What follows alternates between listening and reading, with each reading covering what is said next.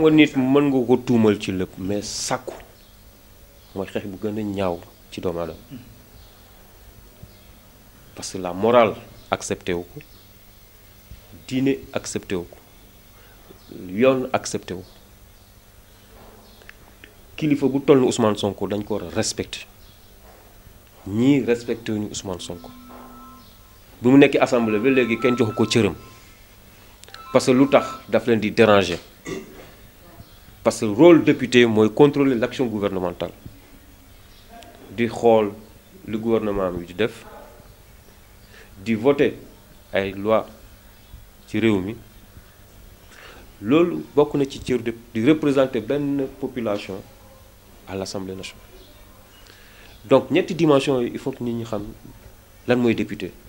mais boo jëlee ñu xamul luy député nga fal leen député buñ nekkee assemblée sa waaw rek la ñuy nekk Ousmane Sonko député la dañ ko war a jox cëram tuumay mel ni mën nañ koo accuser te nguur gi def nañ lépp pour jéem a faagaagal Ousmane première chose mooy dañ ko njëkkee éliminer fu mu doon liggéey loolu peut-être dañoo yaakaar ne buñ ko xañee liggéey bi dootul talati politique yàlla génnee beneen bunt mu nekk député à l'Assemblée nationale mu gën a am taxawaay jiix nañ fu ne pour am fuñ ko épingler parce que yoroon na secteur bu sensible bu doon gérer impôt et domaine di dugal xaalis bu bëri ci gafa état bi mais jiix nañ fu ne dem nañ ba di uti ay prête-noms pour charger leen pour ñu tuumal Ousmane Sonko ni moom seen bien mais ñi dofuñu yow doo liggéey say millions nga bëgg a comploter ak état pour yàqal ñu bëri dañoo décliner donc comme jiir nañ fu ne amuñ fu mu ko def te Pastef bu ñu nekkee ci arène politique ba léegi kenn mësuñoo dëgg ci fitna parce que dañoo gëm suñu réew bëgg suñu réew xam ne réew mi ñoo koy tabax donc ku bëgg a tabax réew du toj réew donc ci condition yooyu xamuñu fenn fu ñu jaar Ousmane Sonko te Ousmane Sonko yàlla xam ne nit la am na téléphone am Ousmane Sonko ñu ngi koy surveiller man mënu woo président Sonko jot ko téléphone parce que il est sous écoute donc tey xam nañ traçabilité bu ñu la gis ngay fréquenter 2 zones 3 kii la benn milieu 2 fois 3 fois 4 fois dinañ fa wàcc laaj nga fay def di renseigner mais Ousmane Sonko tey il est devenu un homme populaire melul comme docteur Diété mën naa jël courage dox du ma créer benn attroupement mais Ousmane Sonko señu ko même bu nekkee ci oto bu ñu ko ràññee rek nit ñi dañ koy wër période pas mbas lañ nekk donc il a choisi son heure xam ne heure bi dëkk bi day wéet te moom statut député mën na ko permettre mu génn ci couvre-feu te fu mu dem dafa jege këram sorewul am na cabinet yu bëri mu daan fréquenter Dakar mais proximité bi dem renseigné wu ba am ci lu leer depuis 6 mois mu ngi fay faju man Ousmane mosuma xam feebaram parce que Ousmane du koy jàmbat mosuma xam feebaram léeg-léeg damay woote pour jot ko ñu ne ma non présentant yi moom yaram bee sutante mais duñu ma wax lan la mais je lui conçois parce que secret médical am na nit ki tant que jógul wax feebaram kenn amul droit wax ci feebaram donc ci condition yooyu état bi xam ne Ousmane Sonko popularité bu mu commencé dafa jéggi dayoo lu waral mooy nemmeeku tuur bi suñ levée de fonds bu ñu def ci diir bu gàtt ñu lever fi ay millions affaire bi jaaxal na benn menacé ñu de dissolution loolu yëpp pour xoxatal ñu jëm ñëw freiner mais nous on est conforme aux lois et règles de ce pays xam nañ lu ñuy donc parce que Pastef ay borom xel la fa nekk di xalaat di tëral ay stratégie c'est pas pour rien en 4 ans 5 ans on est devenu un parti qui s'est imposé dans la scène politique te gars yi war nañ comprendre loolu message la te lu dal Karim Wade dal Khalifa Sall ba ñi ne tekk ça va pas être le cas avec Sonko parce que Karim Wade baayam dafa perdre nguur ku perdre nguur c'est parce que on t'a vomi Khalifa Sall bokkoon na ci benn régime ñu folli woon dina entre temps ñëwaat na Ndakaaru amaat beneen renaissance sur le plan politique boobu c'est parce que dafa créer yoonu boppam toppul parti socialiste mais cette fois-ci c'est une nouvelle génération bu dugg ci politique et cette génération a confiance au peuple a confiance au président Sonko te moo tax man la xeex bi du yomb. est-ce que nekkul ñoom tuuma ne daf koy complot. non bien sûr Macky Sall fu mu toll nii mu ngi doxal stratégie pour nekk fii ba 2030. est-ce que complot la mais complot weesuwul nga jiiñ koo xam ne wax dëgg yàlla fekk parce que dégg ngeen fii audio yi borom salon de massage wax na frère sa dame bi wax na avocat ndaw si wax na peut-être fu mu déggul mooy ku tuumal Ousmane Sonko lan déggagul te kenn xamul fu mu nekk parce que condition yooyu ñu créé dem fa le 2 février nga daté sa plainte le 2 février ci heure boobu fan nga mën a dem déposer sa plainte ci couvre-feu bi nga génn donc pour vous dire que Ousmane Sonko il est très bien surveillé mais il faut que nit ñi nangul ko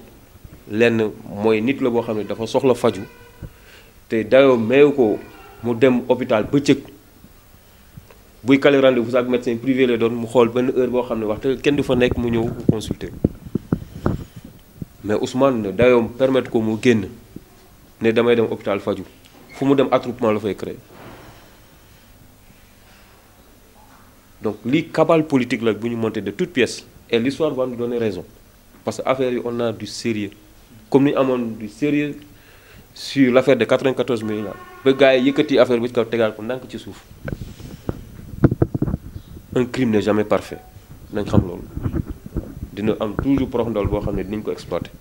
te am nañ assez d'arguments pour ça le moment opportun sénégalais dinañ ci ku xamul état de droit kuy jaay doole réponse boobu rek la mën a am mais commencé na parce que violence du question génne du toj violence psychologique dafa am violence physique dafa am violence boo xam ne c'est sur le bien matériel jàmbur il faut ñu comprendre loolu lu gën a métti ci doomu aadama du violence yooyu parce que nit a ko liggéey mën na ko defar mais traumatisme psychologique moo gën a métti réparé lu tax tubaab yi di suicider ñu bëri xamuñu parce que dañuy dund ay violence yoo xam ne day accumulé wu ci ñoom amuñu fenn fu ñu ko jooyee dañuy xëy rek dóor ñun sur cette année on vit en communauté mais violence boobu weesuwul tey depuis combien de temps Macky Sall il a concentré tous les pouvoirs ci état d'urgence sanitaire bi assemblée amatul justice bi amatul lu ko neex mu dogal loolu lu mu tekki ci xeex mbas lu muy soxla pouvoir yooyu yëpp on est en guerre contre une maladie c'est pas une raison mu jël pouvoir yi accaparé ko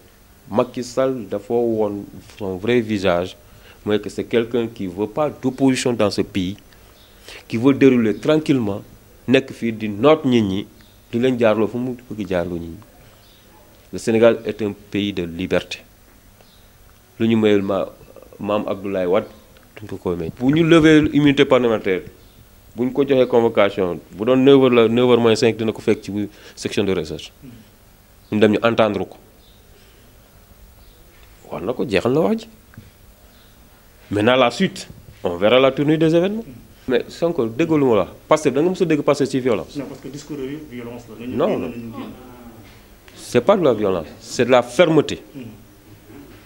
Il faut pas confondre violence ak fermeté il faut être ferme parce que booy xeex àndoo ak fulla ñi duñ la fullaal Ousmane fulla la am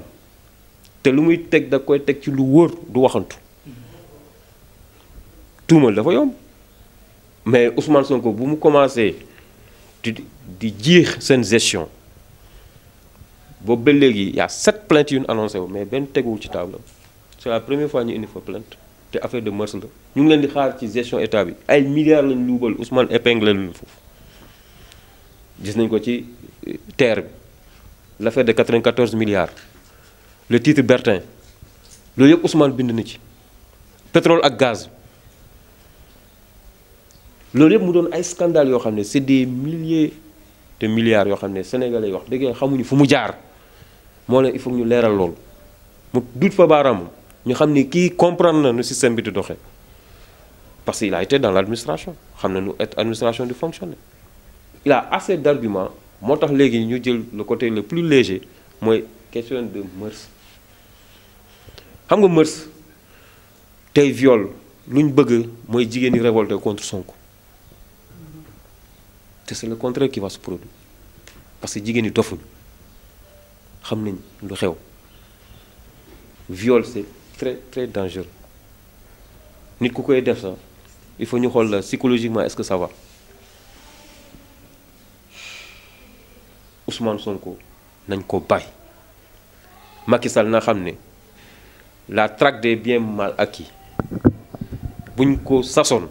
léegi da koo soppi def ko la traque des personnes bien acquises suñu leader yi fait partie des personnes bien acquises bu sénégalais sax ci xolu sénégalais na xam ne il a affaire au peuple sénégalais et ça va pas se passer on sera ferme dans notre lutte on va se faire face la réponse adéquate à ceux qui vont poser comme acte ñun dañoo ñëw militants yi sympathisants yi ñoo xam ne dañoo gëm ni yoon bi dafa war a tegu ci yoon ñuy xeex nooteel bi ñoom ñoo jóg dem fekki ko dañoo ñëw fekk la ñu toog jàpp seen njàmbur ne Ousmane Sonko ñooy toog sa buntu kër ba sàmba dikk mais non mais attendez Ousmane Sonko dafa am immunité parlementaire lu tax ñuy précipité wu pour jox ko convocation nañ def seen rôle ils n'ont qu'à convoquer l'Assemblée pour lever l'immunité parlementaire un député de n'importe qui c'est quelqu'un qui a été élu comme Macky ni ñu ko falee au suffrage universel du ko ñu nommé par décret dañ ko fal comme ni ñuy falee mairie il est légitime c'est un représentant du peuple kooku da ko këll na déposé na plainte am def la lu yoon wax rek jàmm am mais bu ñu bëggee utiliser des méthodes cavalières mais lii rek moo leen ci fekk gars yi dañoo ñëw toog tere nañ masque mais boo xoolee masque bi ñëpp a yor seen masque tàkk toog police bu mu ñëwee dugg génn même pas 15 minutes ñu tëmbal lacrymogène parce que gars yi dañoo déterminé ne duñ fiy jóg parce que foog ñu xam lu leen fi indi bu doon da ngeen jël sa Sonko da ngeen di jaar suñu kaw donc situation bi ñoom ñoo ko indi ñu indi cette situation conflictuelle te nañ moytu di yee fitna mën nga indi toute une armée Kadhafi kenn gënu ko ëpp gànnaay fii Afrique mais gis ngeen fu mu mujjee Égypte tamit un pays très puissant en Afrique gis nga seen président 40 ans la def au pouvoir presque Kadhafi 42 ans mais en un temps record ñu baleele donc am na yoo xam ne kenn du ko caaxaane ñit ñi liberté dañ koo fonk mënoo ko ne di noot sa askan tôt ou tard ça va exploser te yàlla ñu ci yàlla musal xam nga luy bouclier maanaam suñu leader balaa nga cee jot jaaral ci kaw bu doon dafa def loo xam ni jar na ñu jël si ko bu boobaa dañuy xam ne il a fauté parce que nit la il est humain mais bu doon nañ ko bëgg a tuumal ci loo xam ne ça n'existe pas ça a été monté de toutes pièces mais mon gars te Sénégal ñu yaakaar ci moom sëñ Bamba bu muy dem dafa am ñu yaakaar ci moom moo tax ñu topp ko gëm ba tubaab bi xam ne kii danger la pour ñu bàyyi ko ci réew mi ñu fexe ba génne ko mais malgré ça indaat nañ ko te loolu taxul mission bi jeex donc Ousmane dafa am mission yàlla ñu ko baaxee mu fël heure bu ñu ko soxla. gis seen bopp ñu génne ci situation yi catastrophique yi ñuy dund ñoo ngi leen di invité ñu gën a yokk seen taxawaay ñu gën a organiser parti bi fépp fu militant nekk fépp fu sympathisant bëgg a militer na fexe ba rapprocher dans les sections communales dans les cellules de village ñëw massifier ñu organiser parti bi dooleel ko bu ñu laajee cotiser ñu cotiser parce que suñu parti yor ñu ay milliardaires ñu génnee koppar yi ñu mën a taxawali suñu programme élection yi di ñëw ñu mën ciy génn haut la main présidentielle bu ñëwee ñu gunge Ousmane Sonko au palais loolu c'est une mission.